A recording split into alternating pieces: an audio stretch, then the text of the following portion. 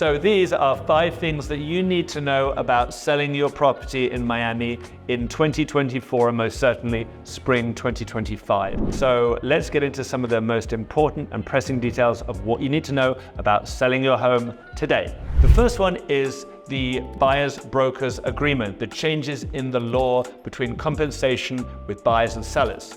So the law has changed. It changed around August, and what it meant was that now on the MLS, you will not see the buyer's broker's compensation commission.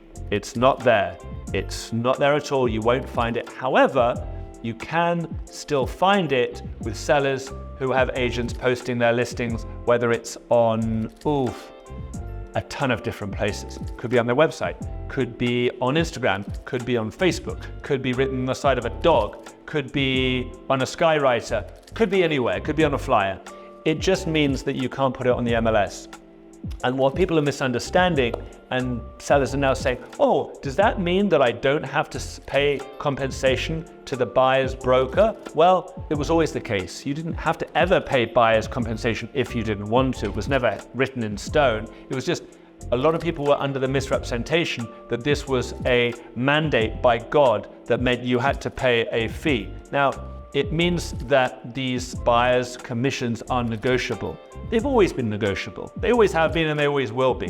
What it means is now that there's a buyer-broker agreement that when a buyer comes to the door, that buyer's agent will bring them and they will have a form, and it will stipulate that if that buyer decides to buy your house, will you pay them a set commission? Now, of course, you could say, well, I'm not paying them anything. Well, then you may not have a buyer, because the buyer who's representing the buyer's agent who's representing the buyer may just take them elsewhere. Now, additionally, the buyer may say, all right, well, I'll pay the fee, but the buyer's broker's agreement stipulates also whether or not you will provide that compensation. And typically, an agent will call the other agent and ask them, what is the compensation? And that happens to me all the time. So don't be surprised if you say, I'm not going to pay a fee, and then that agent calls me and says, hey, David, that listing you've got, what's the buyer broker's compensation? And they say, oh, there isn't one. I could be met with absolute deafening silence as they hang up the phone. I'm just stating the facts here. Now, of course, it does mean that buyers are going to be more discerning. They're going to look there to agents who really add value. And I think this is really, really key when you're going out there in the market, recognizing the lay of the land may be different. I think it's why we may see a lot more agents stop being agents and find other career paths. That is really my first point. It is going to be messy for a while. It will clear up, but we've just got to work through it. And at the end of the day, what matters is that you sell your property for the price that you want.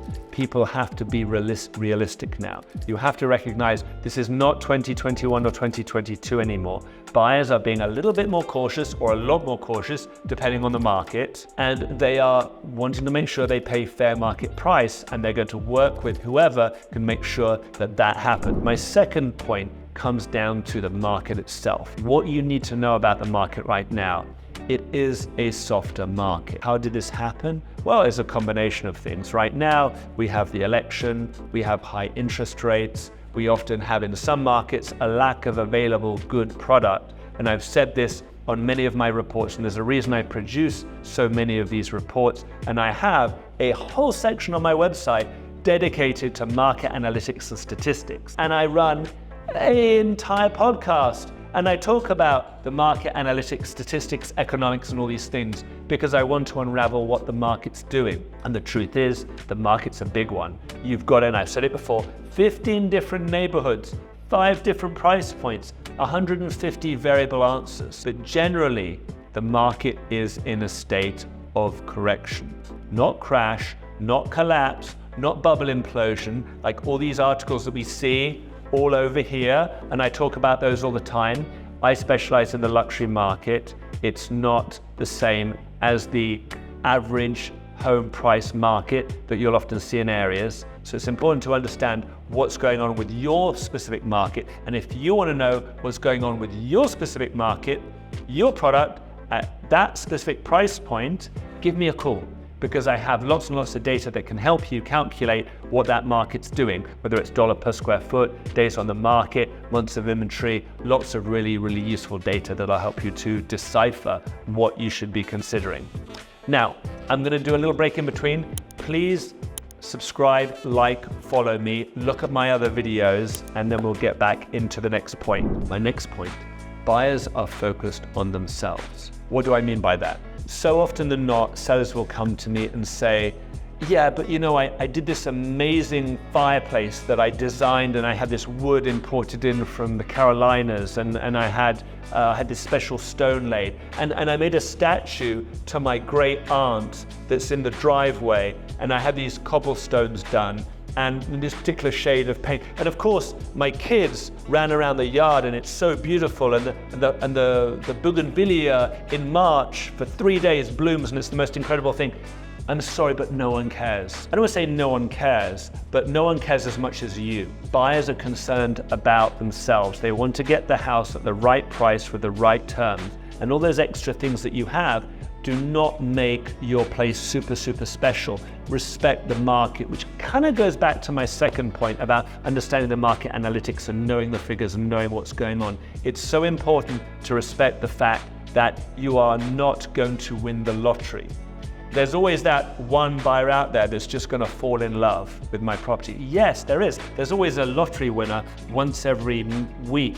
But that doesn't mean you should go out and invest all your money into the lottery, because the chances are you won't win. The odds are against you. And I think it's important to play the game accordingly to the odds, because let's face it, we don't want unrealistic statistics to come in and bite you in the ass. So be really respectful to what your property is relative to what the market really wants. Let's go to the next one, presentation. Presentation is important. This is my point number 4. Much like presentation, when we sell a property, we want it to look its best. That means great video, great pictures, great storytelling, great media presentation. But if your house or your condo doesn't look at its best, then you're doing it a disservice. And the first impressions count. So staging is always something that we generally encourage.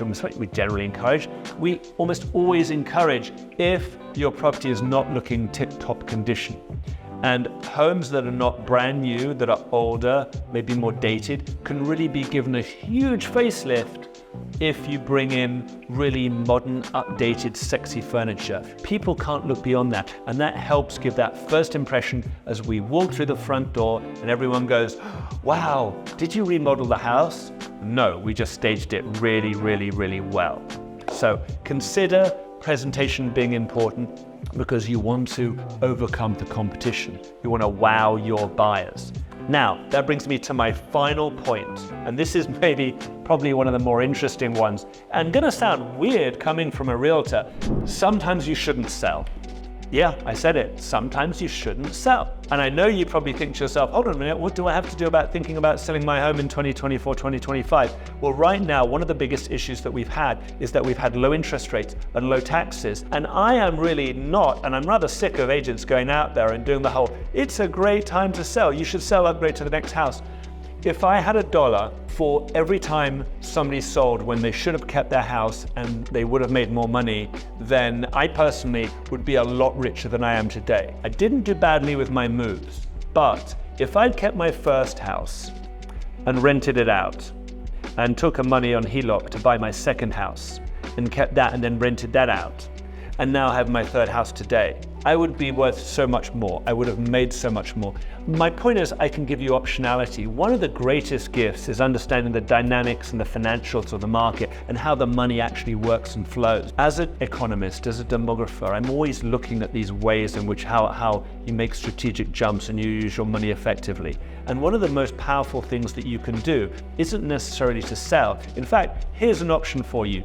If you've got low interest rates and if you've got low taxes on your property, don't lose that. The potential rental return on that property could be really, really high. And if you take the money out of the house through a HELOC, which is basically like a big overdraft, it's pulling money out of your house, it will allow you to buy your next house and keep that house and rent it out. Now, I know this doesn't always work, and sometimes, let's say the house is maybe a little dated and it's harder to rent, or maybe you don't fancy the maintenance because you don't fancy getting calls at 11 o'clock from the tenant who says there's something wrong with the roof, or maybe the house is in such a state that you think it's just going to get worse and worse.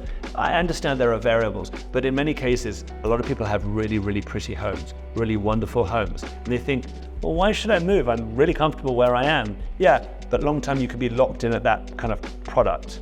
And down the line, you probably want to move up to something else. So why don't you consider the actual HELOC process? And I will tell you that, markets do sometimes mean that you should stay in them longer. And I think it's important to respect that. And I'll be the first to say, I would rather win you as a client for life than a client for this weekend. Because honestly, if I give you good service right now and I give you the right advice. So I think very importantly, it's not always a good time to sell, as sometimes it's not always a good time to buy. Sometimes it's better to hold. And that's really a strategy. Now, investments are very easily quantifiable because we tend not to have any kind of emotional attachment to them, and then sometimes we can jump out of it. The market, like I said, generally is a little bit softer right now, but it's certainly not collapsing. And in a number of sectors, the product supply is so finite that ultimately, you're really going to see appreciation long term. And I'm very long Miami.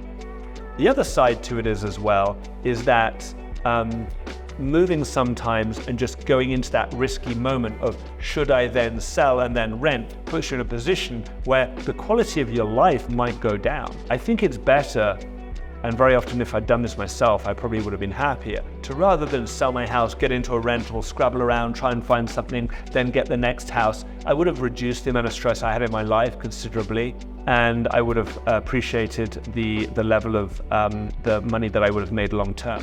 So those are some of the things I think you should know about selling your home in 2024, 2025. It's by no means all of them. I have many, many videos talking about strategies of buying and selling. I've got a number of videos actually that we're releasing that talk about homes that you shouldn't buy, condos that you shouldn't buy, rather than what you necessarily should buy, because that's easy to talk about.